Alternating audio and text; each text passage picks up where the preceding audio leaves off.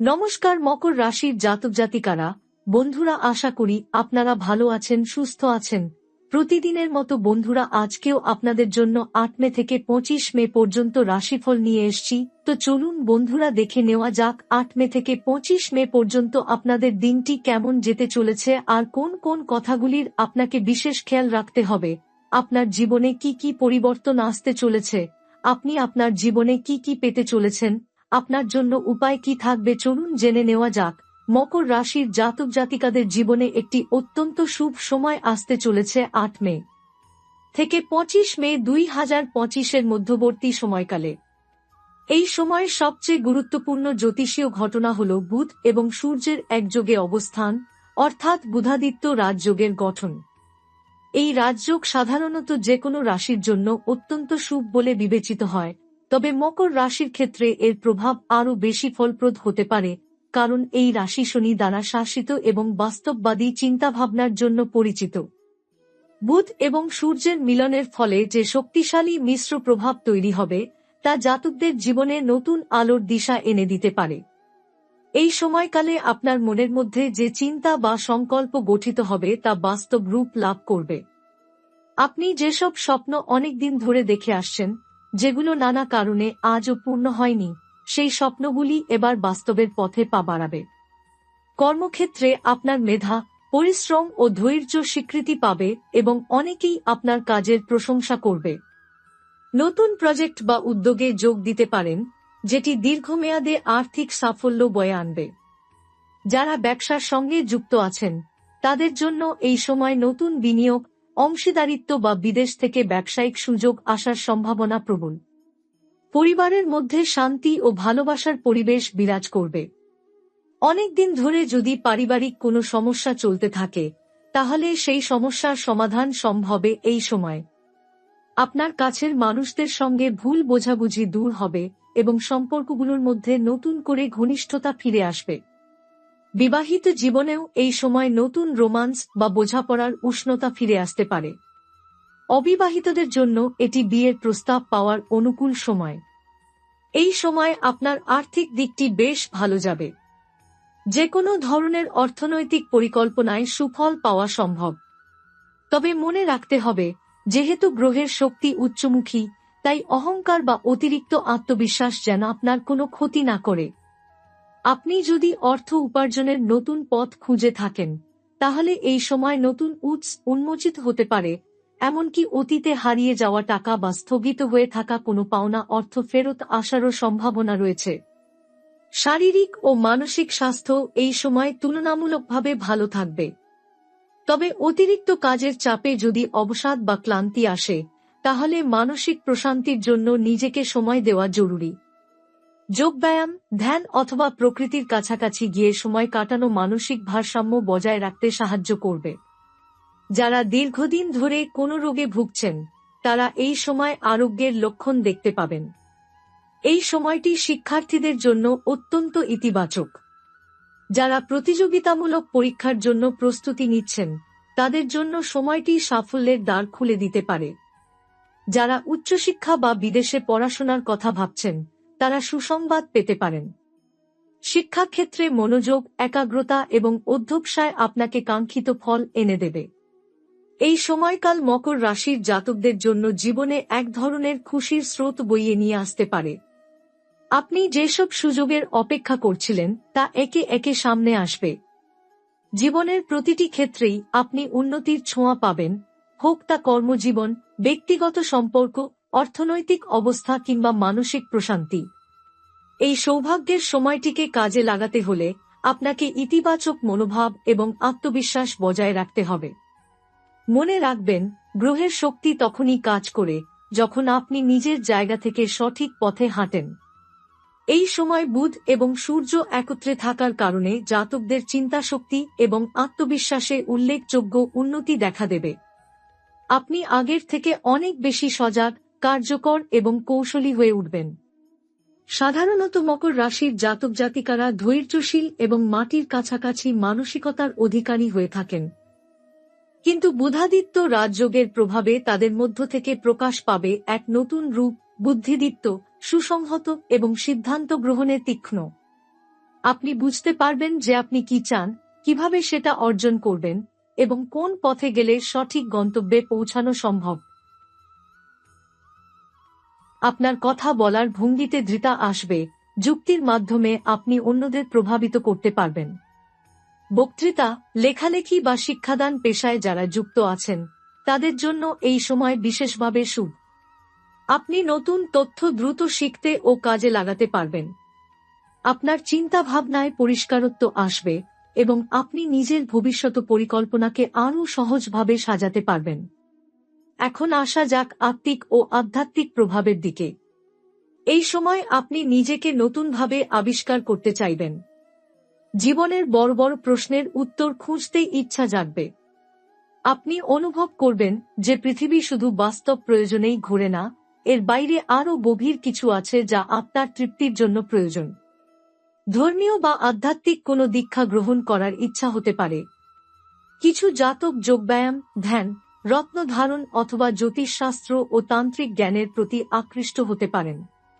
এই সময়ের একটি বিশেষ দিক হল আপনি অতীতে যেসব ভুল করেছেন সেগুলোর দায়ভার থেকে নিজেকে মুক্ত করতে চাইবেন। আপনি উপলব্ধি করবেন কোন সম্পর্কগুলো আপনাকে পিছনে টেনে ধরে রেখেছে, কোন স্মৃতিগুলো আপনাকে আজও কষ্ট দেয় এবং কোন অভ্যাসগুলো আপনার জীবনের উন্নতির পথে বাধা হয়ে দাঁড়িয়েছে। এই উপলব্ধি আপনাকে আত্মশুদ্ধির পথে এগিয়ে নিয়ে যাবে। এটি এক ধরনের মানসিক পুনর্জন্ম, যেখান থেকে আপনি আরও পরিপক্ক হয়ে উঠবেন। বুধ ও সূর্যের মিলনে কিছু জাতকের মধ্যে কিছুটা অহংকার বা আত্মকেন্দ্রিকতা জন্ম নিতে পারে। আপনি যদি নিজেকে সব সময় সঠিক ভাবেন, তাহলে অন্যদের কথাকে মূল্য দিতে ভুল করবেন। এটি সম্পর্কের ক্ষেত্রে সমস্যা তৈরি করতে পারে। বিশেষ করে বন্ধু, সহকর্মী বা সঙ্গীর সঙ্গে অহেতুক ভুল বোঝাবুঝি থেকে বিরত থাকুন।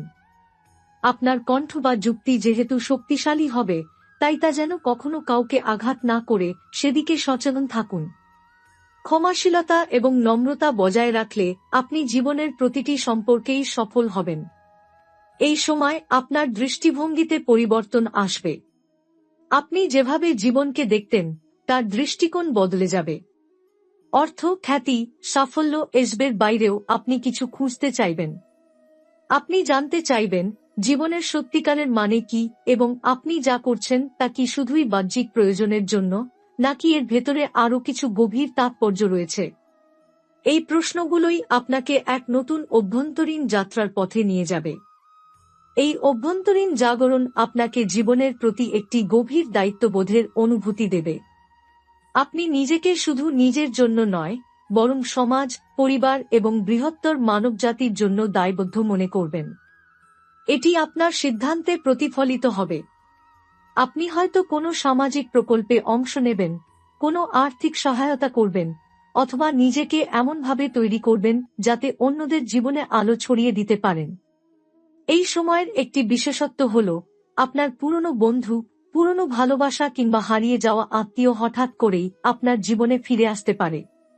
হয়তো একটি কল, একটি বার্তা কিংবা এক অপ্রত্যাশিত সাক্ষাৎ আপনার অতীতকে নতুনভাবে সামনে এনে দাঁড় করাবে।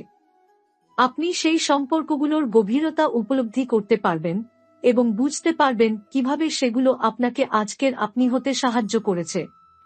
এই পুনর্মিলনগুলো অনেক আবেগপূর্ণ হবে এবং আপনার জীবনের বন্ধনগুলোকে আবার জোড়া লাগাতে সাহায্য করবে।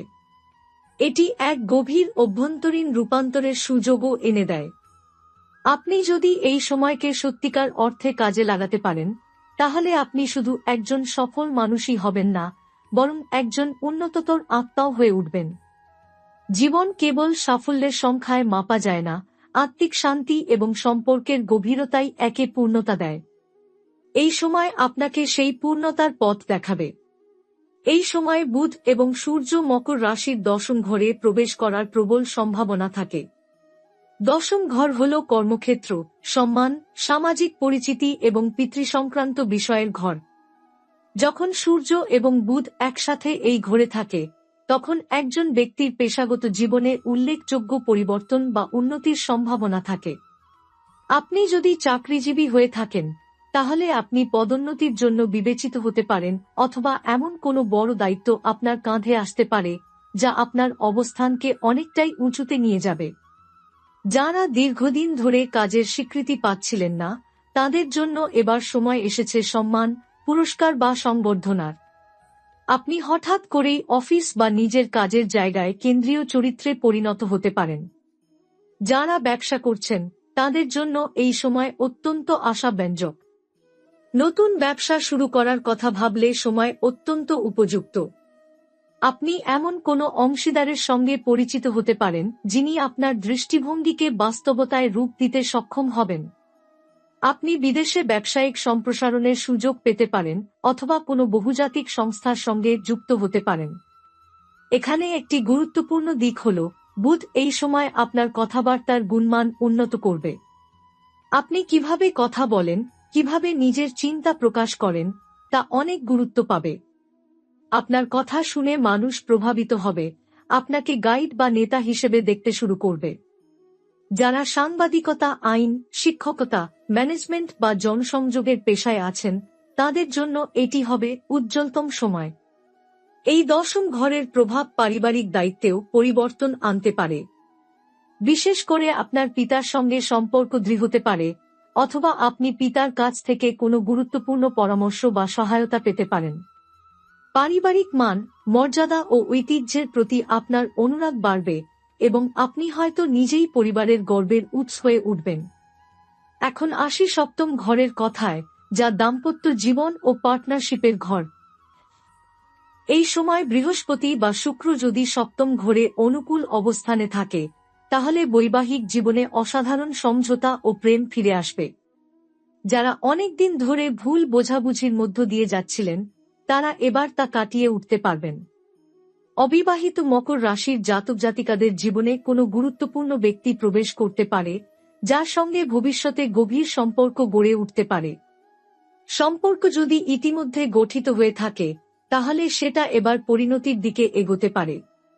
বিয়ের আলোচনা শুরু হতে পারে কিংবা পরিবারের সম্পর্ক নিয়ে ইতিবাচক আলোচনা হবে।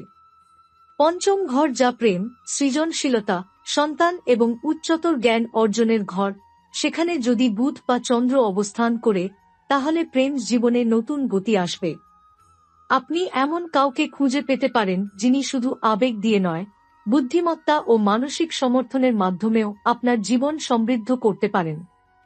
সন্তানের সঙ্গে সম্পর্ক মধুর হবে। যারা সন্তান লাভের জন্য চেষ্টা করছেন, তাদের জন্য এটি একটি সম্ভাবনাময় সময়। চতুর্থ ঘর অর্থাৎ মা, মাতৃভূমি, সম্পত্তি ও আবাসস্থলের ঘরে যদি শনি বা মঙ্গল থাকে, তবে এটি কিছুটা চাপের সময় হতে পারে। বাড়ির মধ্যে সংস্কার, নির্মাণ বা সম্পত্তি নিয়ে আইনি কোনো বিষয় সামনে আসতে পারে। তবে আপনি বিচক্ষণতার সঙ্গে সিদ্ধান্ত নিতে পারলে এই বিষয়গুলো আপনার নিয়ন্ত্রণে চলে আসবে। অষ্টম ঘর, যা হঠাৎ পরিবর্তন, গোপন বিষয়, মৃত্যুর পর জ্ঞান এবং আধ্যাত্মিক রূপান্তরের ঘর, সেখানে যদি কেতু বা রাহু থাকে, তাহলে এই সময় হঠাৎ ঘটতে পারে কোনো অপ্রত্যাশিত ঘটনা যা জীবনকে বদলে দিতে পারে। হতে পারে হঠাৎ উত্তরাধিকার সূত্রে কিছু পাওয়া, পুরনো কোনো কাগজের ভিত্তিতে জমি বা টাকা ফিরে পাওয়া, অথবা এমন একটি ঘটনা যা আপনাকে ভেতরে থেকে কাঁপিয়ে দেবে এবং জীবনের দৃষ্টিভঙ্গি বদলে দেবে। অবশেষে দ্বাদশ ঘর, যা ব্যয়ের ঘর, সেখানে যদি রাহু বা শনি অবস্থান করে, তাহলে এই সময় কিছু অনিয়ন্ত্রিত ব্যয় ঘটতে পারে। চিকিৎসা, যাত্রা বা আত্মীয়ের জন্য খরচ বেড়ে যেতে পারে। যদিও এই ব্যয়গুলো প্রয়োজনীয়, তবুও হিসেব করে চললে আর্থিক স্থিতিশীলতা বজায় রাখা সম্ভব।